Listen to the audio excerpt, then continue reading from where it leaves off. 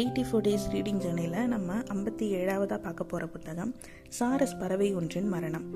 இந்த புத்தகம் அம்பை அவர்கள் எழுதியிருக்கிற சிறுகதை தொகுப்பு. இந்த சிறுகதை தொகுப்பில் இருக்கிற ஒவ்வொரு கதைகளுமே ஒவ்வொரு இன்வெஸ்டிகேட்டிங் ஸ்டோரிஸாக இருக்கும். இதில் சுதா குப்தா அப்படின்ற ஒரு துப்பறிவாளர் இருப்பாங்க. அந்த துப்பறிவாளருக்கு வர்ற கேசஸை அவங்க எப்படி சால்வ் பண்ணுறாங்க அப்படின்றது தான் கதைகள். ஒவ்வொரு கதையும் ஒவ்வொரு கேஸ், அந்த ஒவ்வொரு கேஸையும் அவங்க எப்படி சால்வ் பண்ணுறாங்க அப்படின்றது தான் அந்த கதையோட முடிவாக இருக்கும். இந்த புத்தகத்தில் இருக்கிற எல்லா கதைகள்லையுமே இருக்கிற ரொம்ப காமனான விஷயம் சுதா குப்தா அப்படின்னு இருந்தால் கூட, இன்னொரு காமனான விஷயம் மனுஷங்களோட உணர்வு. அந்த மனிதர்களோட நுண்ணிய உணர்வுகளை ஒரு வலைப்பின்னல் மாதிரி இருக்கிற வழக்குகள் தான் இவங்க கிட்ட வர்றது. ரொம்ப காம்ப்ளிகேட்டடான நிறைய கேசஸ் இவங்க டீல் பண்ணுவாங்க. அதில் ஃபர்ஸ்ட் கேஸ் ஒரு கையறு நிலை, ஒரு சூழலில் வீட்டை விட்டு ஓடி போகிற ஒரு அப்பா. அந்த அப்பா ஏன் ஓடி போனார், அதே மாதிரி அந்த அப்பா ஓடி போய் கொஞ்சம் வருஷத்துக்கு அப்புறமா அவரோட மகன் இறந்து போகிறாங்க. அனாதை மாதிரி ஒரு சவக்கிடங்கில் அந்த மகன் வைக்கப்பட்டிருக்கிறது தெரிஞ்சதுக்கப்புறம் அந்த அப்பா என்னவா ரியாக்ட் பண்ணார், ஏன் அவர் ஓடி போனார், என்ன நடந்தது அப்படின்றதெல்லாம் இவங்க கண்டுபிடிப்பாங்க. அந்த மாதிரி ஒரு கதை தான் 250 சதுர அடி கொண்ட அறை, இந்த சிறுகதை தொகுப்பில் ஃபர்ஸ்ட் கதை. அதே மாதிரி 2வது கதையோட தலைப்பு தான் சாரஸ் பறவை ஒன்றின் மரணம். இந்த சாரஸ் பறவை அப்படின்றது ஒரு இடத்துல இருந்து இன்னொரு இடத்துக்கு நகர்ந்து போகிற பறவை. ஒரு தேவைக்காக போகுது. அங்கே அது என்ன மாதிரியான சிக்கல்களை அனுபவிக்குது அப்படின்றது தான் இந்த கதை. ரொம்ப நெகிழ்ச்சியாக நம்மளை உலுக்கி போடுற ஒரு கதையாக இருக்கும். இங்கே சாரஸ் பறவை அப்படின்னு இவங்க மெட்டஃபராக யூஸ் பண்ணியிருக்காங்க. ஆனால் அது ஒரு சின்ன பெண் ஒரு இடத்துல இருந்து இன்னொரு இடத்துக்கு படிக்கிறதுக்காக போகிறாங்க அப்படின்றது தான் அந்த கதையில் வரும். அவங்களுக்கு என்ன நடந்தது, என்னென்ன மாதிரியான விஷயங்களை எல்லாம் அவங்க கோத்ரூ பண்ணாங்க அப்படின்றதெல்லாம் இவங்க ஒவ்வொரு முடிச்சா அவிழ்க்கும் போது நமக்கே ரொம்ப நெஞ்செல்லாம் அடைக்கிற மாதிரி இருக்கும். அந்த அளவுக்கு ரொம்ப மனசை உழுக்கிற ஒரு கதை தான் சாரஸ் பறவை ஒன்றின் மரணம். இது 2வது கதை. அதே மாதிரி சுனந்தா அப்படின்னு சொல்லிட்டு ஒரு பெண் இருக்காங்க. அவங்களோட நினைவுல வாழ்ற நிர்மலா அப்படின்றவங்க. இவங்களுக்குள்ள இருக்கிற உறவு எப்படி இருந்தது, இவங்க என்னவா இருந்தாங்க அப்படின்றதையும், அந்த உறவுக்குள்ள நடந்த சிக்கல்களான விஷயத்தையும், அதே மாதிரி மல்லிகா அப்படின்ற ஒரு பெண்ணையும் அந்த கதையில சொல்றாங்க. அவங்களுக்கு என்ன மாதிரியான விஷயங்கள்லாம் நடக்குது, இந்த 3 பெண்களோட வாழ்க்கையிலையும் எந்த விஷயம் காமனா இருக்கு, எதை அவங்க டீல் பண்றாங்க அப்படின்றதையெல்லாம் ரொம்ப சுவாரஸ்யமா இந்த கதையில சொல்லிட்டே வந்திருப்பாங்க.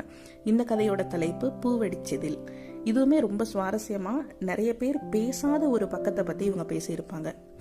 அதே மாதிரி இழுக்க இழுக்க அங்க முடியவே முடியாது, இந்த கேஸே இவங்களுக்கு முடியாது அப்படின்னு யோசிக்கிற அளவுக்கான பல சிக்கல்கள் இருந்த ஒரு கேஸை இவங்க டீல் பண்ணுவாங்க. அந்த மாதிரி ஒரு கேஸை டீல் பண்ணி இங்க இசபெல்லா ஆன்ட்டியோட மகன் பெத்ருவோட கதை தான் அடுத்த கதை. இதுல லிசா, ஆம்பு அங்கிள், ஜான் கருணாகரன்னு நிறைய பேர் இந்த கதையில வருவாங்க. இது ஒரு பரமபதம் மாதிரி இருக்கும் இந்த ஸ்டோரியே. இந்த முடிச்சுகளை ஒவ்வொன்னா அவிழ்த்து வரும்போதுதான் 10 வயசுல இறந்து போன தன்னோட மகள் மெட்டில்டாவை தன்னோட பேத்தி உருவத்துல பாக்குற இசபெல்லா ஆன்ட்டி, ஆம்பு அங்கிள் அப்படியே அவங்க ஃபீல் எப்படி இருக்கு அப்படின்னு சொல்லிட்டு நமக்கு காட்டுவாங்க. இந்த உணர்வுகளை எல்லாம் ரொம்ப சிக்கலான வலைப்பின்னல் மாதிரி இருக்கிற விஷயங்களை இந்த புத்தகத்துல ரொம்ப அழகா தொகுத்து ஒரு கதையை ஸ்டார்ட் பண்ணும்போது இருந்த சிக்கல்கள், முடிச்சுகள் எல்லாத்தையும் அந்த கதை முடியும் போது அவிழ்த்து ரொம்ப சுவாரஸ்யமா இந்த புத்தகம் எழுதியிருப்பாங்க. இந்த ஒவ்வொரு சிறுகதையுமே ஒவ்வொரு படமா எடுக்கிற அளவுக்கு அவ்வளோ ஒரு அழகான நிறைய ஸ்கோப் இருக்கிற சிறுகதைகள். அதே மாதிரி சுதா குப்தாக்குன்னு சொல்லிட்டு ஒரு கேரக்டர் இவங்க செட் பண்ணியிருப்பாங்க. சுதா குப்தா எப்போவுமே ரொம்ப துருதுருன்னு இருக்கிற, எப்போவுமே ஒரு இன்டெலிஜென்ட் பொண்ணா.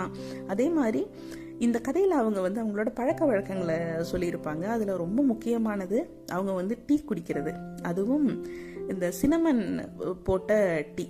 அது அந்த ஸ்மெல்லு, இதை சொல்லும் போதே அப்படியே நமக்கு அந்த ஸ்மெல் ஃபீல் ஆக ஆரம்பிச்சிடும். அந்த அளவுக்கு அழகாக எழுதியிருப்பாங்க. அதுவும் லவங்கப்பட்டை தேநீர் அப்படின்னு நம்ம ஒரு இடத்துல படித்தாலே நம்ம கண்ணு முன்னாடி வர ஆரம்பிச்சிடும். அந்த அளவுக்கு அழகாக இந்த கேரக்டர்ஸை வந்து எஸ்டாப்ளிஷ் பண்ணி அதுக்கு ஒரு பேக்ரவுண்ட் செட் பண்ணி அழகாக இந்த சிறுகதைகளை வந்து தொகுத்து அடுக்கியிருப்பாங்க.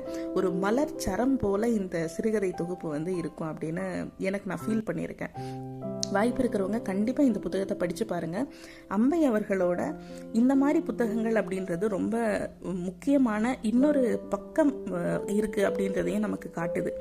ஸோ நீங்கள் இந்த புத்தகம் படிக்கிறதுக்கான லிங்க் நான் உங்களுக்கு டிஸ்கிரிப்ஷனில் கொடுக்குறேன். சாரஸ் பறவை ஒன்றின் மரணம் அப்படின்ற இந்த சிறுகதை தொகுப்பு எல்லாருமே படித்து எக்ஸ்பீரியன்ஸ் பண்ண வேண்டிய ரொம்ப அழகான ஒரு புத்தகம். கண்டிப்பாக படித்து பாருங்கள். நன்றி.